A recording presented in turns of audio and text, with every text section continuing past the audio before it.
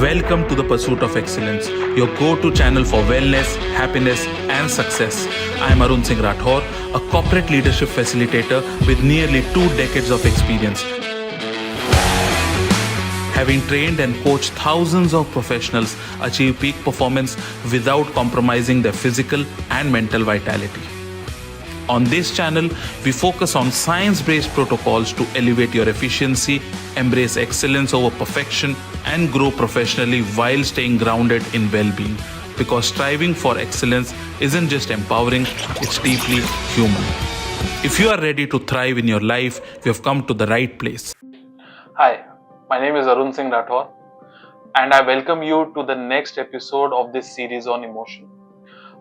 Last episode में हमने समझा कि इमोशनल इंटेलिजेंस क्या है और उसका हमारे रिलेशनशिप्स पे क्या इम्पैक्ट है, एंड सेकेंडली हमने ये समझा कि वो कौन से 3 स्तंभ है जो कि एक इमोशनली इंटेलिजेंट रिलेशनशिप को बनाते हैं. ओके, आज हम समझेंगे कि इमोशनल इंटेलिजेंस का हमारे करियर पे, हमारे लीडरशिप पे और हमारे डिसीजन मेकिंग पे क्या इम्पैक्ट आता है. सबसे पहले हमारे लिए ये समझना जरूरी है कि जो पर्सनल रिलेशनशिप्स के कुछ प्रिंसिपल्स थे वो सेम प्रिंसिपल्स प्रोफेशनल रिलेशनशिप पे भी अप्लाई करते हैं. एंड जब हम प्रोफेशनल रिलेशनशिप्स की बात करते हैं तो हमारे लिए ये समझना बहुत ज्यादा क्रिटिकल है कि हम लोग सब किसी एक वर्क स्पेस को क्यों शेयर कर रहे हैं. हम लोग सब मिलके एक जगह पे इसके लिए काम कर रहे हैं because there is one goal. Okay, and that goal should be the most important thing that we all should be focused on. एक इमोशनल इंटेलिजेंट वर्क स्पेस वो होती है जहां पे कि हम अपने आपस के मतभेद जो होते हैं उनको एक्सेप्ट करते हुए मिलके कोई एक गोल को अचीव करने की कोशिश करते हैं. ओके, और यहाँ पे कोलैबोरेशन और कंट्रीब्यूशन बहुत इंपॉर्टेंट रोल प्ले करता है.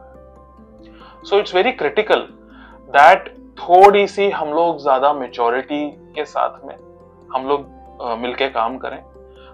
जहां पे अलग अलग पर्सनालिटीज होती है वहां पे क्लैशेस भी होने हैं, and we have to accept it as a part of the job that we are doing.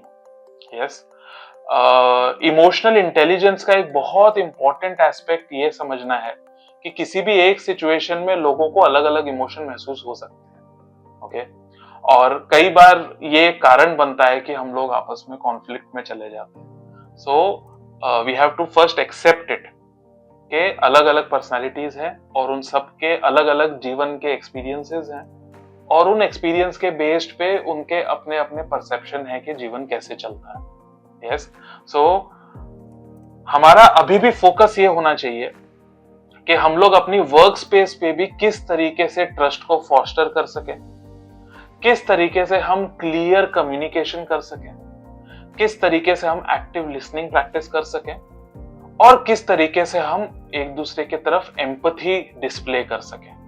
जब तक हम ये सब करते रहेंगे आप नोटिस करेंगे कि आपके वर्क स्पेस में आपके रिलेशनशिप्स बहुत अच्छे होंगे, आपके लोगों के साथ में कोलैबोरेशंस बहुत अच्छे होंगे, आप लोगों से हेल्प मांगेंगे तो आप अनकंफर्टेबल फील नहीं करेंगे. At the same time you will be very open कि अगर आपकी बैंडविड्थ अलाउ करती है तो आप लोगों की भी हेल्प करें. सो this is why emotional intelligence is very important in work space. Okay, अब हम आते हैं इमोशनल इंटेलिजेंस के लीडरशिप एस्पेक्ट्स के साथ में. एक चीज जो मैं हमेशा सभी लीडर्स के साथ में डिस्कस करता हूं और वो ये है कि आप कितना अच्छे से और कितना इफेक्टिवली आप अपनी रीच को बैलेंस कर पा रहे हैं, आप अपनी प्रेजेंस को कितना अच्छे से बैलेंस कर पा रहे हैं. और ये शायद बहुत ज्यादा ट्रिकी हो जाता है in many cases. Okay, please understand, teams का एक अपना फेज होता है और वो उस फेज के थ्रू जब बहुत अच्छे से गुजरती हैं तो वो अच्छी टीम्स बनती हैं. ओके, ऐसे में एक लीडर के लिए बहुत क्रिटिकल है ये समझना कि कब मुझे अपनी अथॉरिटी दिखानी है, कब मुझे सिचुएशन में इंटरवीन करना है और कब मुझे टीम को अलाउ करना है अपने मैटर्स को खुद ही सॉल्व करने में. ओके, ये बहुत ज्यादा इंपॉर्टेंट है और यहाँ पे ही इमोशनल इंटेलिजेंस का सबसे बड़ा रोल आता है कि मैं यहाँ पे इंटरवीन क्यों कर रहा हूं। अगर कोई सिचुएशन ऐसी आ गई है तो मैं इस सिचुएशन में क्यों इन्वॉल्व हो रहा हूं। कहीं ऐसा तो नहीं है कि मेरे अंदर एक फियर है या मे बी मेरे अंदर ये ट्रस्ट इश्यू है कि मैं ये सभी लोगों को ट्रस्ट नहीं कर रहा हूं कि ये लोग अपने प्रॉब्लम्स को सॉल्व कर पाएंगे। तो मेरे अंदर ये कौन सी इश्यू है या मुझे कौन सा पर्टिकुलर इमोशन महसूस हो रहा है जिस वजह से मैं यहाँ पे इंटरवीन कर रहा हूं। तो एज ए लीडर आपके लिए ये चीज बहुत ज्यादा क्रिटिकल होती है। सेकेंड, एक और चीज जो बहुत इंपॉर्टेंट है, जो ऑलमोस्ट रैगिंग की तरह कंटिन्यू होती है। जैसे मैंने कई केसेस में देखा है कि लोग मुझे ये बोलते हैं कि सर मेरे जो लीडर थे वो ऐसे थे, मेरे बॉस ऐसे थे और इसलिए मुझे ऐसा लगता है कि मुझे भी ऐसा ही होना चाहिए। And this is a very big problem. Okay, मैं एक चीज सबको बोलता हूं कि आपके पास्ट लीडर्स, आपके पास्ट बॉसेस अगर अच्छे हैं तो आपको ये सिखाते हैं कि आपको क्या करना है, और अगर वो अच्छे नहीं थे तो आपको ये बताते हैं कि आपको क्या नहीं करना है। आप अगर उसको रिपीट करेंगे तो वो सेम साइकिल चलता ही जाएगा। जैसे कॉलेजेस में रैगिंग चलती है कि मेरे साथ भी रैगिंग हुई थी तो मैं भी नेक्स्ट जो बैच है उसकी रैगिंग करने वाला हूं। Okay, so this is very important that being a leader, क्या आप उस अवेयरनेस लेवल पे हो कि आप कोई एक्शन क्यों ले रहे हो। ओके, क्या आप उस अवेयरनेस लेवल पे हो कि किसी सिचुएशन पे आप इस तरीके से रिएक्ट क्यों कर रहे हो। ओके, क्या आपने अपनी टीम को वो साइकोलॉजिकल सेफ्टी प्रोवाइड कर रखी है जहां पे कि आपकी टीम को ये लगता है कि वो कुछ कैलकुलेटेड रिस्क ले सकते हैं। साइकोलॉजिकल सेफ्टी में सबसे बड़ा रोल इमोशनल इंटेलिजेंस का होता है, बिकॉज इमोशनल इंटेलिजेंस जो है वो आपकी अवेयरनेस के बारे में भी है और emotional intelligence is also about empathy. So जब आप खुद के बारे में थोड़ा अवेयर हो जाते हो, आपको अपने नेचर के बारे में कुछ चीजें पता चल जाती है, वो आपका नेचर चेंज नहीं करेंगी, लेकिन ये अवेयरनेस आपको हेल्प करेगी कि आपके नेचर में जो शैडो एस्पेक्ट्स है, जो आपको पता नहीं चलता लेकिन वो आपके बिहेवियर में आ चुकी है, आप उनको कितना अच्छे से कंट्रोल कर पाते हैं। Okay, that is the whole point. Right, तो जब आप सेल्फ अवेयर हो जाते हैं एंड सेकेंडली जब आप थोड़ा सा सोशली अवेयर हो जाते हैं तो आपको ये समझ में आने लगता है कि आपको उनको कितना फ्रीडम देना है। और जब आप लोगों को फ्रीडम देते हो, आप उनको चांस देते हो कि कुछ कैलकुलेटेड रिस्क वो ले, तो वो ग्रो करते हैं लेकिन उनके साथ में ही आप भी ग्रो करते हो। सो बियॉन्ड अ पॉइंट एक लीडर का जॉब ये होता है कि वो दूसरे लीडर्स को कैसे बनाए। ऑलराइट, और वो तभी होगा जब आप लोगों को थोड़ा ट्रस्ट करेंगे, जब आप लोगों के साथ कम्युनिकेशन और डीप बनाएंगे, जब आप लोगों के साथ एम्पथाइज करेंगे। Yes, so this is very important कि फॉर अ लीडर, मैं अगर किसी के बारे में कोई इमेज बना रहा हूं तो वो इमेज के पीछे का लॉजिक क्या है। ये बहुत कॉमन है कि इन आवर लीडरशिप जर्नी हमारे अंदर कोई बायसेस भी आ जाए, और कई बार वो अनकॉन्शियस बायस होते हैं, हमको नहीं पता, लेकिन हम बायस के साइड से लोगों को जज कर रहे हैं। फॉर एग्जाम्पल, अगर किसी ने आपकी टीम में अभी अभी ज्वाइन किया है, राइट, आपको इंटरव्यू में वो कैंडिडेट बहुत अच्छा लगा था, बट समहाउ नोटिस पीरियड निकला और उसके बाद जिस कैंडिडेट ने ज्वाइन किया शायद वो उस लेवल पे परफॉर्म ना कर रहा हो जिस पे आप एक्सपेक्ट कर रहे थे। तो हमारा पहला रिएक्शन इसमें क्या होता है, ये बहुत क्रिटिकल है। ओके, क्या पहला रिएक्शन ये है कि हम ये सोच रहे हैं कि इसने प्रिटेंड किया था, इंटरव्यू में इसने कोई और इमेज क्रिएट की थी लेकिन रियलिटी में ये कुछ और है, या फिर हम एक जेन्युइन क्यूरियोसिटी के साथ में ये जानने की कोशिश कर रहे हैं कि जो चीजें ये मुझे प्रॉमिस कर रहा था वो ये अभी क्यों नहीं कर पा रहा है। इज देयर एनी वे मैं इसकी हेल्प कर सकूं जिससे कि ये बेटर परफॉर्म कर सके।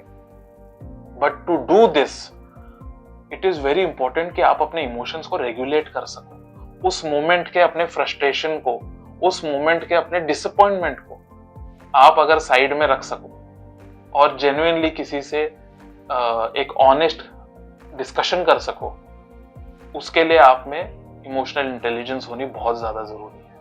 Okay, the other part of leadership is obviously decision making, और इमोशंस का हमारे डिसीजन मेकिंग पे बहुत बड़ा रोल है। सबसे पहली चीज हमारे लिए समझना यह जरूरी है कि क्या इमोशंस हमारी डिसीजन मेकिंग के लिए अच्छे हैं कि बुरे हैं। ओके, सो इसका कोई स्ट्रेट आंसर नहीं है, बट मैं आपको एक चीज बोल सकता हूं कि अगर आपकी अवेयरनेस के बिना इमोशंस आपके डिसीजंस को इन्फ्लुएंस कर रहे हैं, then they are your weakness. Okay, अगर आप जेन्युइनली अपने इमोशंस को समझते हुए उनको यूज करके डिसीजंस ले रहे हैं, तो आप नोटिस करेंगे कि आपकी डिसीजन मेकिंग बहुत इफेक्टिव है।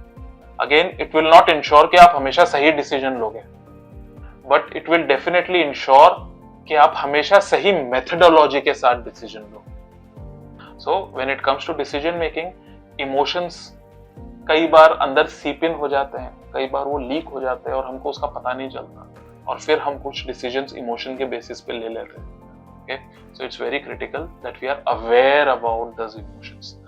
हमने आज कुछ टॉपिक्स ऐसे लिए थे जो अपने आप में बहुत बड़े टॉपिक्स हैं, लेकिन हमने आज उन टॉपिक्स को प्योरली इमोशनल इंटेलिजेंस के एंगल से समझा है।